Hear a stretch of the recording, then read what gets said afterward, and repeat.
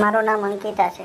આજે હું તમને મારા અને મારા પતિના મેનેજરની ખૂબ જ આકર્ષક વાર્તા કહીશ. લગભગ 4 વર્ષ પહેલાંની આ વાત છે. મારા લગ્નને ફક્ત 2 વર્ષ થયા હતા. હું મારા પતિ અમારા ઘરે એકલા રહેતા હતા.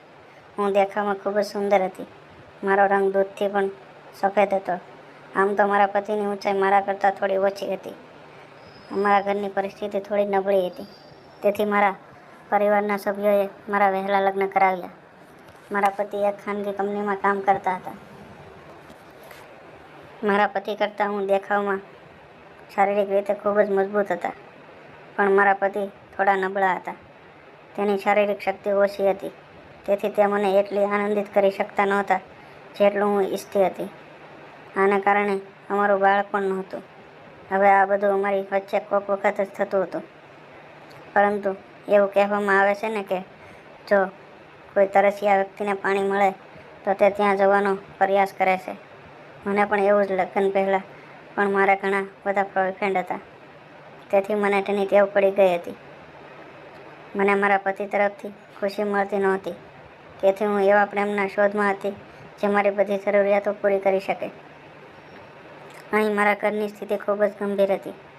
મારા પતિનો પગાર પણ ખૂબ જ ઓછો હતો, તેથી ઘરના ખર્ચ કરવામાં મને તકલીફ થતી હતી.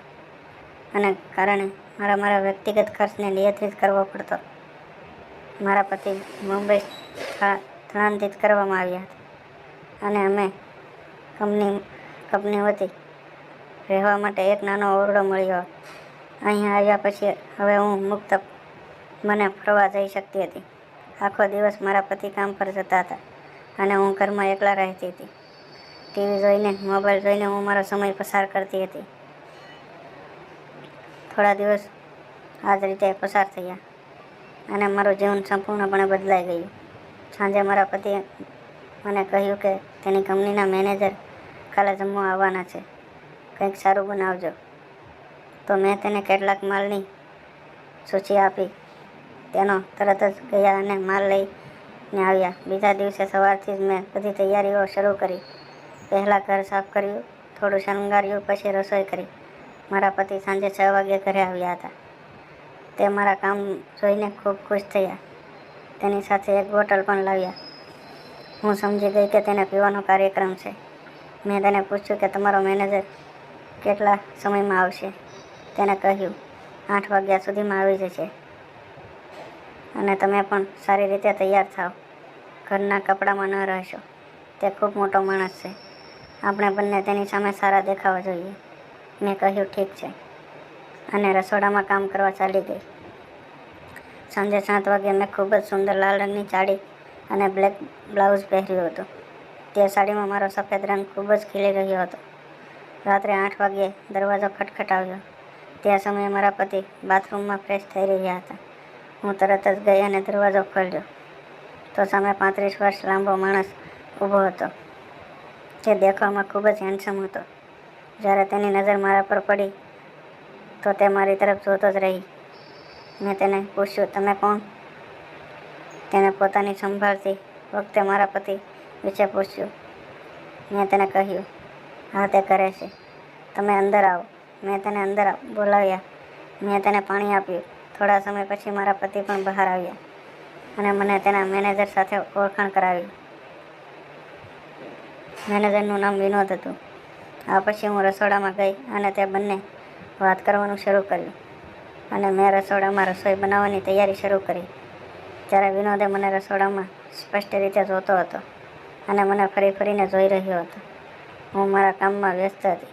થોડા સમય પછી મારો પતિ અંદર આવ્યો અને સોડાના 2 ગ્લાસ લઈને બહાર ગયો. અહીં હું ખાવાનું બનાવી રહી હતી અને તે ખાવા પીવામાં વ્યસ્ત હતા. આમ વિનોદ વારંવાર મારી તરફ જોતો હતો. તે મને ઘણીવાર જોયા પછી હસતો હતો. હું પણ તેની તરફ જોતી હતી અને હસતા હસતા જવાબ આપતી હતી. પરંતુ મારા મગજમાં તેના વિશે કંઈ નહોતું. તે વરસમાં મારાથી મોટા હતા, અને તે સમયે મારી ઉંમર કેટલી હતી? હું ફક્ત 28 વર્ષની હતી. લગભગ 1 કલાક પછી જ્યારે તેનું પીવાનું બંધ થયું, ત્યારે મેં તેને માટે ખાવાનું પીરસવાનું શરૂ કર્યું. જ્યારે તે બંને જમવાનું શરૂ કર્યું ત્યારે વિનોદે મને તેની સાથે બેસવા કહ્યું અને મને ખાવાનું કહ્યું. જ્યારે મેં મારા પતિ તરફ જોયું ત્યારે તેણે પણ કહ્યું, તમે અહીં અમારી સાથે બેસીને જમી લો, પછી તમે ક્યારેય એકલા ખાશો. તેથી મેં મારી પ્લેટમાં ખાવાનું પીરસ્યું અને તેની સાથે બેઠીને જમવાનું શરૂ કર્યું. જમતા સમયે વિનોદ વારંવાર મારા જમવાની પ્રશંસા કરી રહ્યો હતો અને મારા પતિને કહેતો હતો કે તમારી પત્ની ખૂબ જ સારું ભોજન બનાવે છે. અને મને કહ્યું, તમે જેટલા સુંદર છો તેટલું જ સારું જમવાનું બનાવો છો. મને મારી પ્રશંસા સાંભળવાનું ગમતું. થોડા સમય પછી તે ફરી પીવાનું લાગ્યા અને બંનેને ચડી ગઈ હતી. મારા પતિ ક્યારેક ક્યારેક પીતા હતા, તેથી તેને વધુ ચડી ગઈ. ખાધા પછી તેને હાથ ધોયા અને પલંગ પર સૂઈ ગયો. હવે હું મેનેજર સાથે બેઠીને તે વારંવાર મારી તરફ જોતો હતો. મને તેનું આ રીતે જોવાનું યોગ્ય લાગ્યું નહીં. અચાનક મેં જોયું કે તેની આંખો ક્યાં હતી, તેથી મેં તરત જ હારીનું પલ્લું ઠીક કર્યું. થોડા સમય પછી અમે બંને ખાવાનું પૂરું કર્યું અને બાથરૂમમાં હાથ ધોવા ગયા, પણ બાથરૂમમાં નળની કોઈ સુવિધા નહોતી. તેથી મેં તેના હાથ પર પાણી રેડ્યું. જ્યારે અમે બંને બહાર આવી રહ્યા હતા ત્યારે તે પણ મારી પાછળ હતો અને પાછળથી જોતા તેણે મને કહ્યું કે તમારા બ્લાઉઝની ડિઝાઇન ખૂબ સારી છે. અમે હાથ સાફ કર્યા ને બંને બહાર આવી. જલ્દી હું બહાર આવી. મેં જોયું કે મારા પતિ પલંગ પર સૂઈ ગયા છે. જ્યારે મેં તેને ઉપાડવાનું શરૂ કર્યું ત્યારે વિનોદ મને રહેવા દેવાનું કહ્યું અને કહ્યું તેને સૂવા દો. કદાચ તેને ખૂબ પીવાની આદત નથી, તેથી તેને ચડી ગઈ છે. વાંધો નહીં, તેને સૂવા દો. હવે હું જાઉં છું. જેવું તેને દરવાજા તરફ જવાનું શરૂ કર્યું અને દરવાજો ખોલ્યો, અમે જોયું કે બહાર ખૂબ જ જોરદાર વરસાદ પડી રહ્યો છે. પછી તેણે મને કહ્યું, અહીં થોડા સમય માટે હું રહું છું, નહીં તો આ વરસાદમાં ભીનો થઈ જઈશ. મારા પતિ બહાર પલંગ પર ઊંઘતા હતા. ત્યાંથી હું વિનોદને મારા રૂમમાં લાવી. અમે બંને પલંગ પર બેઠા હતા અને વાતો કરવાનું શરૂ કર્યું.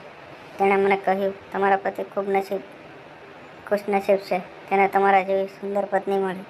હું ઈચ્છું છું કે તમે મારી પત્ની હોત તો.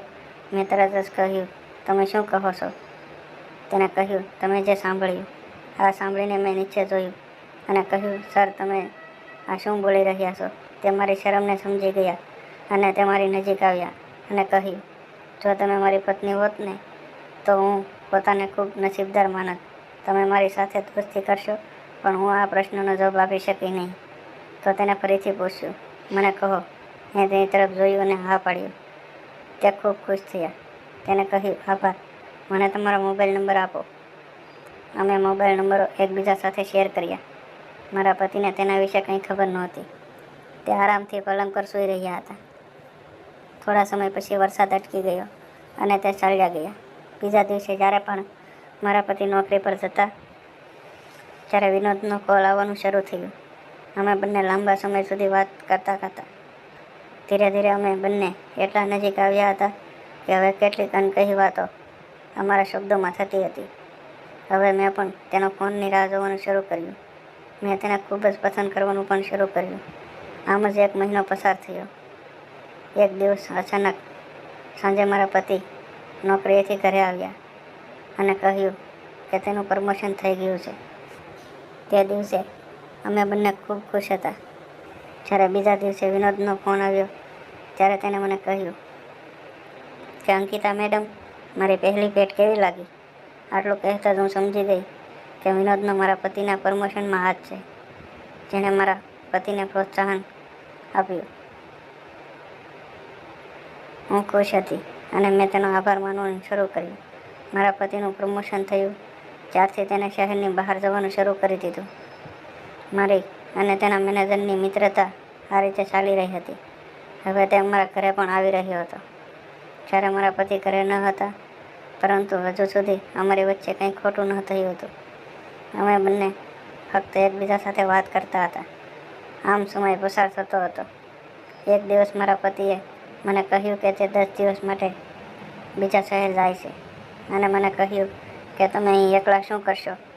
જો તમે ઈચ્છો તો તમે તમારા માના ઘરે જઈ શકો છો. મારા માનું ઘર અહીંથી ખૂબ જ દૂર હતું, તેથી મેં તેને કહ્યું, કોઈ સમસ્યા નથી, હું અહીં એકલા રહી શકું છું, તમે શાંતિથી જાઓ. આમ 2-3 દિવસ પછી મારા પતિ ચાલ્યા ગયા. બીજા દિવસે વિનોદનો સવારે 8 વાગ્યે કોલ આવ્યો. તે જાણતા હતા કે મારા પતિ કામ માટે બહાર જઈ રહ્યા છે. જ્યારે અમે બંને વાત કરવાનું શરૂ કર્યું ત્યારે તેણે મને કહ્યું કે મારે તમને મળવાનું છે. તેથી મેં તેને રાત્રે 9 વાગ્યે ઘરે આવવાનું કહ્યું. આમ પણ તે હંમેશા ઘરે આવતા હતા, પરંતુ આ સમયે મને તેના મગજમાં કંઈ અલગ લાગ્યું. તે રાત્રે મેં જાળીદાર ગુલાબી સાડી અને સ્લીવલેસ બ્લાઉઝ પહેર્યું હતું. દરવાજાની ઘંટી બરાબર 9 વાગ્યે વાગી. જ્યારે મેં દરવાજો ખોલ્યો, સામે વિનોદ હતો. તેના હાથમાં બેગ પણ હતી. મેં તેને પૂછ્યું, આટલી મોટી બેગ? તો તેને મને કહ્યું, મેં મારા ઘરે કહ્યું છે કે હું થોડા દિવસ માટે કામ માટે બહાર જાઉં છું. ઓફિસમાં પણ મેં 10 દિવસની રજા લઈ લીધી છે. હું અહીં થોડા દિવસો પસાર કરવા માંગુ છું. શું હું અહીં થોડા દિવસો માટે તમારી સાથે રહી શકું છું? આ સાંભળીને હું ખૂબ જ નર્વસ થઈ ગઈ અને તેને કહ્યું, જો કોઈને ખબર પડશે તો? આવું કાંઈ ન કરો. તો તેને મને સમજાવવાનું શરૂ કર્યું અને કહ્યું, તમે ચિંતા ન કરો, કોઈને કાંઈ ખબર નહીં પડે. આ પછી હું તેને ઘરે લઈ ગઈ. પછી હું રસોડામાં ગઈ અને રસોઈ શરૂ કરી. અમે એકસાથે ખાધા પછી અમે ગેલેરીમાં બેસીને એકબીજા સાથે વાત કરતા હતા. તો તેને મારી તરફ જોવાનું શરૂ કર્યું. મારા મનમાં ઘણા વિચારો આવી રહ્યા હતા કે અહીં રહેવાની તેની યોજના શું છે. પણ વાત કરતી વખતે તેણે અચાનક જ મારો હાથ પકડ્યો અને તેને પાસે ખેંચી અને કહ્યું, અંકિતા, તમે મને ખૂબ પસંદ છો. શું તમે મને પસંદ કરો છો? હું જાણું છું કે તમારા પતિ તમારા પર બિલકુલ ધ્યાન ન આપતા નથી, પણ હું તમારી જરૂરિયાતને પૂર્ણ કરીશ. હું તમને જે જોઈએ તે લાવી આપીશ. મને મારા પતિ તરફથી ખુશી મળતી નથી જે હું ઈચ્છું છું. તેથી જ મેં વિનોદની વાતનું પાલન કર્યું અને વિનોદ મારી બધી જરૂરિયાતો પૂર્ણ કરવાનું શરૂ કરી દીધું. તે જ રીતે વિનોદ 10 દિવસ અમારા ઘરે રહ્યો. પછી મેં તેના ઘરે ગયો અને મારા પતિ પણ ઘરે આવ્યા. મારા પતિને મારા વિશે કંઈ ખબર નહોતી. તે મારા પર વધારે ધ્યાન આપ્યું નહીં. તેને મારી ઈચ્છા દેખાતી નહોતી, પરંતુ હું જાણતી હતી કે વિનોદ જાણતો હતો કે મારે શું જોઈએ છે. તેને મને જે જોઈએ છે તે બધું આપ્યું. થોડા દિવસ ત્યાં રોકાયા પછી મારા પતિએ બીજા શહેરમાં નોકરી લીધી અને થોડા મહિના પછી અમે બીજા શહેરમાં સ્થળાંતર કર્યું. પણ આજે પણ હું વિનોદ સાથે વિતાવેલી તે ક્ષણ યાદ કરું છું. તો મિત્રો, આ સ્ટોરી સારી લાગી હોય તો વિડીયોને લાઈક કરો અને ચેનલને સબસ્ક્રાઈબ કરો. આભાર, ધન્યવાદ, બાય બાય.